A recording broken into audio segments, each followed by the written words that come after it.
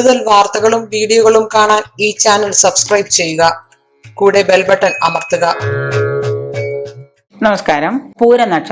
പൂരനക്ഷത്രക്കാർ അനുഷ്ഠിക്കേണ്ട കർമ്മങ്ങളും ആചാരങ്ങളും സാമ്പത്തികമായിട്ട് അവർക്ക് ഉയർച്ചയ്ക്കും ഉന്നമനത്തിനും വേണ്ടി എന്തെല്ലാമാണ് ചെയ്യേണ്ടതെന്ന് നോക്കാം.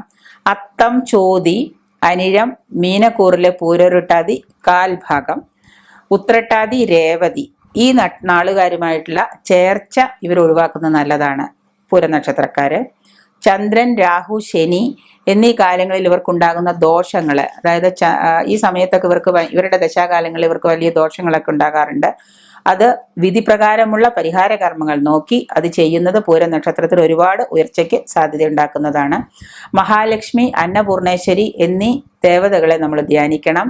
യക്ഷിക്ക് വഴിപാടുകൾ നടത്തുക. പൂരവും വെള്ളിയാഴ്ചയാണെങ്കിൽ പൂരനക്ഷത്രം വരുന്നുണ്ടെങ്കിൽ വെള്ളിയാഴ്ചയും പൂരവും ചേർന്ന് വരുന്ന ദിവസം പ്രത്യേകമായിട്ട് വ്രതാനുഷ്ഠാനം, പൂജ, അമ്പലങ്ങളിൽ ക്ഷേത്രങ്ങളിൽ പോവുക, വഴിപാടുകൾ നടത്തുക എന്നിവയൊക്കെ ഉത്തമമാണ്.